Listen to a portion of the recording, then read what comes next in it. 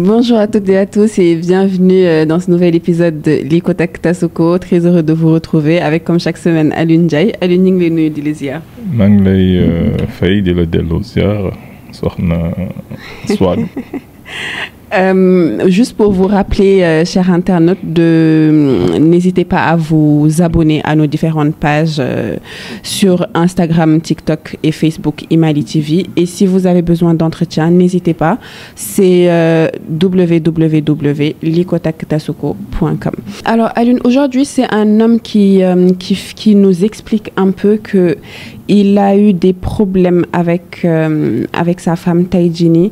Il se rend compte que que c'est une femme orgueilleuse qui ne demande jamais pardon. Et ils sont mariés depuis presque 2 ans. Ils ont eu un enfant. Et malgré tout, après leur mariage, ils ont eu à faire face à énormément de difficultés parce que la jeune fille, elle faisait Japon trop petit à détails quoi, voilà. Et pour un petit rien, ils se disputaient. Et c'était toujours à lui de faire le pas vers elle et qu'elle demandait jamais pardon même quand elle a tort. Donc Taïjini, il nous dit que il est divorcé. Bon, mais avant le divorce, le problème majeur, c'est que tout ce qu'elle lui reprochait, c'est de parler avec certaines jeunes filles. Et je cite, elle lui a dit au cours d'une dispute que c'est la raison pour laquelle elle lui a donné la pire version d'elle-même. Donc, Nena, ça a fait un tilt chez lui et au bout de 5 mois, ils se sont séparés. Au bout de 5 mois, au bout de 5 mois. Au bout de 5 mois après cette dispute-là, ils se sont séparés. Et Taï, après, malgré leur divorce, elle est revenue de mais il dit qu'il n'est plus sûr qu'elle soit la bonne personne pour elle, malgré qu'elle ait un argument de taille, c'est qu'ils ont un enfant ensemble. Donc, et aussi, si problème yoy non mu relevé won yep si c'est une vie de couple, c'est que aussi ils étaient pas épanouis sexuellement. Donc Taïjini, il nous demande de le conseiller par rapport à cette situation, sachant que xalé bu jigen bi mi ngi koy balu ak y a l'enfant qui est là et il sait pas vraiment comment réagir malgré que il se dit que elle n'a pas réellement changé en fait pour faire court. Alhamdulillah maa ngi ñaan sama borom mu suturaal ma bañ fi wax loo xam ne dina ma ci mere di ko ñaan tamit mu suturaal ma bañ fi wax loo xam ne ni ci baax nañ ma ci xeeb. Ouais, mais ça dépend. Et tu en penses quoi? Je pense que cette fois, je vais te laisser commencer. Ah oui, d'accord, si tu veux. Moi, je dirais pas que c'est un cas classique, mais bon. C'est vrai. Ouais, c'est un cas, c'est une situation qu'on retrouve de plus en plus, malheureusement, dans nos sociétés dites modernes. Parce que, à la base, on ne sait plus pourquoi on se marie, comme on disait la dernière fois. On pense que voilà, c'est une question, je sais pas, de contrat, de gens qui ont un projet en commun, voilà, qui sont là comme des partenaires. Mais est-ce que c'est pas un peu ça aussi le but, c'est de trouver un partenaire de vie, de trouver quelqu'un qui nous soutient, de trouver notre moitié, quoi. Wow, comme je dis toujours, c'est des contes de fées, quoi. Voilà. Ouais, chacun avec sa vision des choses. Voilà, c'est des contes de fées, c'est des histoires pour bisounours, quoi.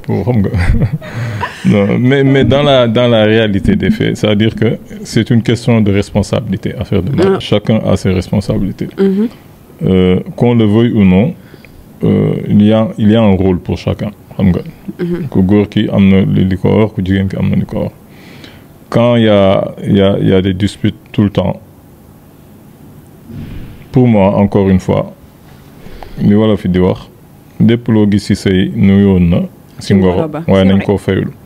a toujours des red flags. Et parfois, on fait, je sais pas, on fait fi de ça et on fait semblant, ou bien on fait semblant de ne pas voir ça. Parce que quelqu'un, tu te maries avec elle, c'est tout le temps des disputes, c'est tout le temps des discussions. Pour un rien, vous chamaillez. Sur le plan intime, il n'y a pas d'épanouissement, il n'y a pas de plaisir, il n'y a rien. De manière assez évidente pour moi, c'est qu'il n'y a pas de respect, elle ne te respecte pas. Parce qu'il faut que les femmes comprennent une chose. Moi, que le respect pour un homme, c'est non négociable. Tôt ou tard, ça va, voilà, les choses vont, ça va casser tôt ou tard, parce que respect, c'est non négociable. Tu peux tout tolérer d'une femme, sauf le fait qu'elle te respecte pas ou bien qu'elle te manque de respect. Si tu es un homme normal, si tu es un masonote, parce que il y a des gens qui ont peut-être. Si tu es un homme normal, c'est rédhibitoire. Donc, dans des cas pareils, je pense que la personne... Parce qu'il faut comprendre aussi les hommes, hein, parce que les hommes, quoi qu'on puisse dire, c'est eux qui s'investissent plus. Dans le sens où c'est eux qui te prennent en charge. C'est eux qui prennent de leurs ressources pour fonder le foyer. C'est vrai ou c'est pas vrai? Oui, c'est vrai. Je prends de mes ressources. Je travaille, je prends de mes ressources pour fonder un foyer. Mon argent, c'est pour toi et pour mes enfants. Je prends de moi. Donc, moi, je m'engage dans ce sens-là. C'est-à-dire que je m'investis physiquement, évidemment, mais je m'investis financièrement. Donc, moi, mon plan de vie, par exemple, là où je mets mes ressources, j'investis sur toi. Dans ce sens-là. Parce que la femme, elle s'investit aussi corps, mais corps et âme comme gour, mais elle ne s'investit pas financièrement. Quand il va bosser, quand il travaille, son argent, elle ne le met pas sur toi, ou bien sûr. Ça dépend aussi. Il y a des cas où, comme vous dites, que dinga def moitié-moitié ou dinga double. Mais c'est pas... quand on fait pas moitié-moitié, mais forcément, l'on le menti jox tay jini, dinga ci dougal sa alal. Oui. Et c'est normal. C'est normal, mais je veux dire, encore une fois, c'est pas le projet. Le projet, quand je suis une femme, qu'on te le dise ou qu'on te le dise pas, déjà quand je suis une jeune fille, quand mes parents investissent sur moi, par exemple, quand je fais mes études, c'est pas pour fonder une famille et entretenir un futur mari.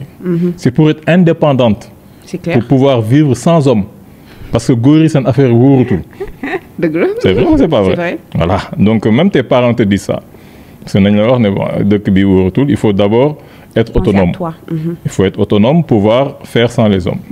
Donc, quand une femme s'investit, par exemple, quand elle investit sur sa propre personne, c'est pour pouvoir vivre sans les hommes, pour pouvoir être autonome. Quand un homme s'investit sur sa propre personne, c'est pour pouvoir avoir une femme, pouvoir avoir une épouse, et pouvoir fonder sa famille.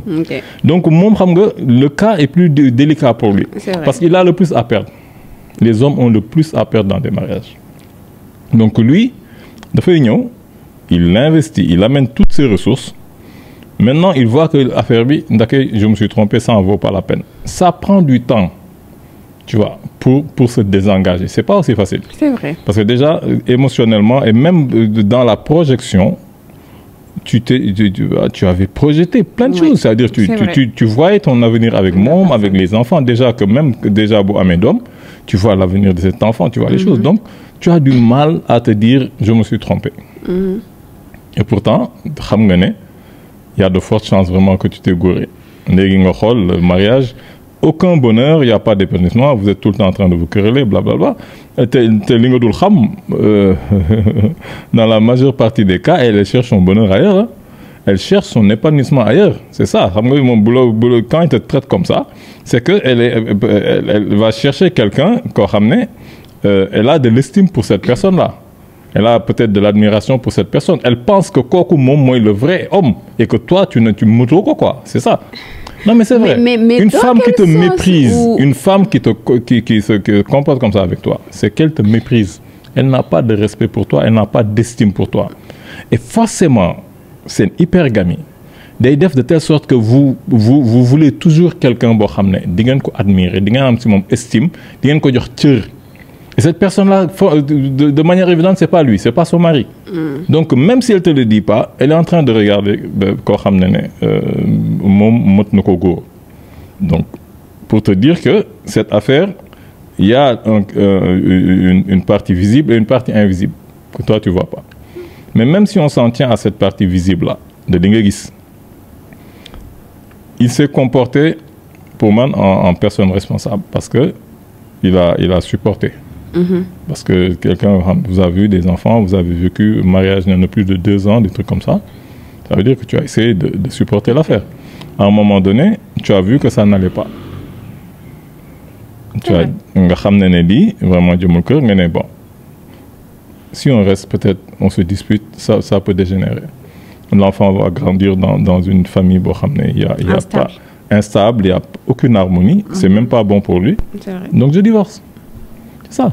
Donc après, oui, elle pense peut-être, c'est toujours ça. Tu penses que l'herbe est plus verte ailleurs parce que elle était dans une optique de saboter son mariage. C'est ce qu'on appelle l'auto-sabotage. Non, c'est vrai, parfois elles sont dans l'auto-sabotage. Elle a saboté son mariage. Elle s'en est sortie. Pourquoi mignonne? Parce qu'elle a vu que l'herbe n'est pas plus verte ailleurs. Tous les pecnos là, ils sont à droite et à gauche en te disant oui, tu mérites mieux. Après, tu vois qu'il n'y a rien. C'est du vent. Les gars, ils sont là juste pour profiter de toi. Utiliser ton corps, c'est tout. Après, te jeter. Et après, tu viens, tu pleurniches pour dire ouais. Voilà, il faut que tu me reprennes. Ouais, tu as non, pour moi, mon gars, tiens bon. Tiens bon. Donc, c'est pas une alternative pour lui de retourner dans ce mariage malgré le fait qu'ils aient un enfant. Ah, man, c'est ce que je pense. Je sais pas ce que tu en penses. Dans la mesure où ils ne sont pas heureux, où il dit qu'il ne l'est pas avec elle. Et moi, en fait, ce qui m'a un peu choquée, c'est le fait qu'ils lui disent ouvertement que c'est parce que tu parles avec d'autres personnes que la pire partie de moi, déjà, comme tu l'as dit, et respecter Woko, en fait. Et donc, à quel moment tu dis à la personne, c'est à cause de ça que je te montre la pire version de moi. Hana, au début du mariage, vous êtes pas, je sais pas, man, vous respectez pas assez ou bien vous n'êtes pas assez projeté. Et à quel moment elle lui a donné la meilleure version d'elle? Peut-être au début, tu sais, après on en a beaucoup parlé. C'est le fait Taïdini les gens ils font fi en fait des red flags, ils se disent bon ça va aller ou bien diko mën ko changer affaire non et après buñu duggé ou bien la personne elle fait semblant d'être une personne qu'elle n'est pas ba buñu dugg ci sey bi et comme on dit chasse le naturel, il revient toujours au galop. Yewu rek woné sey diko et c'est dommage parce que vous perdez votre temps parce que vraiment ça prend du temps. Sérieusement, et après être dans un mariage où c'est 2 ans, vous avez un enfant, sans parler des répercussions du divorce et des répercussions du divorce que ça pourrait avoir sur l'enfant, Taïdini. Donc, comme on le dit, comme on l'a toujours dit, hein, il faut faire le bon choix de la personne. Parce que, ou Taïdini, tu vas te marier sans pour autant khalat, sans pour autant te projeter, sans pour autant naka ngeen mën vivre à 2 parce que la vie à 2 c'est un projet de vie en fait. Donc mënu leen jékki saay nii rek ne da ngeen di marié wu sans pour autant xam fan ngeen bëgg dem bokk gis-gis et tout ça. Non, parce que tu sais quand tu expliques une situation, en général tu dis pas tout. Parfois c'est des omissions involontaires, parfois c'est des omissions volontaires parce que c'est normal. Toujours bien une télé, il y a toujours un biais. Mais le problème est que on se dit, comme tu as dit, qu'à un moment donné, c'était assez agréable pour que vous puissiez vous marier. Oui, tu ne vas pas trouver quelqu'un qui vraiment il est désagréable, te manque de respect et tout, et tu l'épouses quand même, à moins d'être malade. Vraiment. À moins d'être malade, à moins d'être maso, je ne vois pas pourquoi tu le ferais. Donc, à un moment donné, cette meilleure version d'elle-même, peut-être que, voilà, tu l'avais connue, cette meilleure version, peut-être au tout début. Mais, encore une fois, c'est un cas classique, c'est-à-dire que ça dépend de comment tu choisis. Et ça, c'est comme c'est l'homme qui pose la question. Et que moi, je pense que pour moi, il faudrait que cette histoire soit une histoire qui soit terminée. C'est mieux pour lui, c'est mieux pour l'enfant. L'enfant, surtout, oui. Mais il faudrait ne pas commettre les mêmes erreurs. Parce que parfois, je vois des cas comme ça. que ce soit l'homme ou la femme. Oui, même que ce soit, je veux dire, dans le privé, comme ça, des gens que je connais, mais même par rapport aux gens qui m'appellent, aux gens... aux entretiens. Aux entretiens que j'ai, parce que tu vois des cas comme ça, d'hommes, de gars qui sont bien. Tu vois, voilà,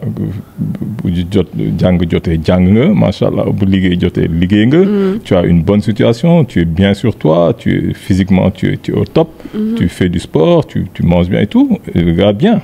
Tu es responsable, am djiko yubar, am dîner, mais parfois tu as une faiblesse. Ok. C'est-à-dire la faiblesse, c'est que tu commets l'erreur de choisir des femmes. C'est-à-dire ce que vous appelez les relations toxiques, il y a des gens qui aiment un peu ça. C'est-à-dire que tu confonds ça. C'est-à-dire tu te dis, j'aime bien les filles qui sont intelligentes, entreprenantes, qui ont du caractère, tu vois. J'aime discuter avec ces gens-là. Vraiment, quand on discute, on a beaucoup de choses à dire, elles ont des connaissances à faire. Mais ça fait de bonnes amies, quoi. Non, c'est vrai, ça peut faire de bonnes amies, ça peut faire de bonnes collègues, ça peut faire de bonnes associées. Mais ça ne fait pas toujours, voilà, ça ne fait presque jamais de bonnes épouses. Parce que le mariage, ce n'est pas le lieu d'être là à discuter jusqu'à ad vitam, voilà, d'avoir des disputes, d'avoir ce genre de rapports-là. Les débats en n'ont plus finir. Vous avez des rapports conflictuels avec des pauses de réconciliation. Voilà. J'ai l'impression que même il n'y a pas de pause de réconciliation. Qui son cas, c'est même plus pathétique. Parce que je vois des cas où il y a des pauses de réconciliation intenses, quoi. C'est ça qui peut m'enderver. Sur le plan... Non. Les pauses de réconciliation, c'est quand vous vous chamaillez tout le temps et qu'après, vous réconciliez et tu vois, au lit, c'est explosif. Tu vois, vous avez des rapports intimes intenses. Qui vraiment, ça m'a c'est vrai. Vous chamaillez tout le temps, mais vous réconciliez et trucs. Et si moi des rapports, tu vois, addictifs et toxiques. Pour que nous fassions une cure de désintoxication, parfois ça prend du temps. Tu vois, ils ont toujours tendance à revenir dans le noir, vraiment. Mais c'est même pas le cas. Qui te dit que même sur ce plan-là, il n'y a rien. Donc le gars là, mais... Qu'est-ce qui le retient? The juice is on worth the squeeze, anglais du Le jeune n'en vaut pas la chandelle. C'est-à-dire que, qu'est-ce que tu as à gagner dans cette histoire? C'est-à-dire qu'il n'y a rien. Il n'y a rien à gagner. Il n'y a rien à gratter, rien. Parce que, Fumtoni, quand vous discutez, quand vous parlez, ça se termine en dispute. Sur le plan intime, il n'y a rien, aucune flamme, il n'y a que dalle. Votre enfant, il s'épanouit, il va grandir dans un environnement malsain. Cette dame, c'est clair qu'elle ne te respecte pas. Si elle revient, ça va être bis repetita, elle ne va pas changer du tout. Et toi, tu le sais. Il faut écouter parfois aussi son intuition. Vraiment. Carrément. Tu sais, même toi, tu le dis, tu sais que je pense qu'elle ne va pas changer. Donc, ce n'est même plus une option. C'est-à-dire que ça, ce n'est pas une option, mon gars. Oublie-la. Même maintenant. Il faudra faire le bon choix. C'est vrai. C'est-à-dire que quand tu vas essayer de prendre une autre épouse, il faudrait ne pas se tromper. Kham, c'est quoi le mariage? Savoir ce qu'il faut. Arrêtez avec ce genre de... Parce que de plus en plus, il faut le dire, nous les hommes, nous sommes de plus en plus complexés, quoi, parfois. Tu vois, on est dans ce délire moderniste-là. Tu vois, tu vis dans un truc maintenant. Tu vois, tu dis oui, tu as ce complexe de la femme, entre guillemets, moderne, de l'executive woman. Tu vois, ok. Oui, tu vois, celle que tu vois, qui cadre, voilà, qui a réussi, qui a sa voiture, qui a fait non, c'est pas comme ça qu'on choisit une femme. Je dis pas qu'on peut pas être, à la fois une bonne épouse et exécutive. J'ai pas dit ça. Il y en a beaucoup comme ça. Elles savent faire la part des choses. Mais quand tu choisis, c'est pas ça les critères de base. Okay? Il faut pas ignorer les red flags. C'est-à-dire que dès le départ, il faut qu'on regarde les parce que apparemment, quand tu vois cette situation, c'est que c'est clair qu'il a ignoré plein de choses. Il a eu des biais cognitifs. C'est-à-dire qu'on lui a montré des choses qu'il a refusé de voir. Carrément. Tu vois? Parce que Jigen dès le départ. Je te le jure, elle te dit tout. Il suffit de savoir écouter. Il y aura tout. Comme disait une psychologue là, elle dit que les femmes ne mentent jamais. Jamais. C'est toi qui ne sais pas vous décrypter les signaux qu'elle te donne. C'est pas toi, c'est toi qui ne sais pas écouter. Je te jure, elle te dira tout. Elle te dira tout. Il suffit de savoir qui. Maintenant, elle te le dit. Tu fais la sourde oreille, tu te dis non, j'ai mal compris. Non, tu as bien compris, mon gars. Tu as tout compris. C'est ce que tu vois là. What you see, it's what you get. Donc, le problème, c'est que quand tu vas te remarier, essaye de faire les bons choix. Tu vois, essaye de voir ce que tu vas faire. Mais cette histoire aussi de dire qu'elle n'accepte jamais ses torts, ne te fais pas d'illusions. Que ce soit elle, que ce soit une autre. Les femmes n'acceptent jamais leurs torts. Elles ne diront jamais qu'elles ont raison. Et en plus, il dit qu'elles ne s'excusent jamais. Mon gars, ne cherche pas du poisson dans la forêt. Ou bien ne cherche pas du gibier en pleine mer. Une femme qui s'excuse, c'est une licorne. On en entend parler, mais on n'en voit pas beaucoup. Voilà, unicorn. Non, ça n'existe presque jamais. Elles ne vont jamais s'excuser. Di sëñ Touba doon tënk reda taala mooy nañ lay tooñ njëkk la mer duñ la yërëm duñ la gërëm. Nañ lay tooñ njëkk la mer duñ la yërëm duñ la gërëm. Loolu moom il faut dès le départ que ngay dem ak loolu. Assimiler quoi. Ouais, assimiler quoi. Ça va, tu vois, elles auront toujours tort, elles vont jamais s'excuser, elles vont bouder en ayant tort.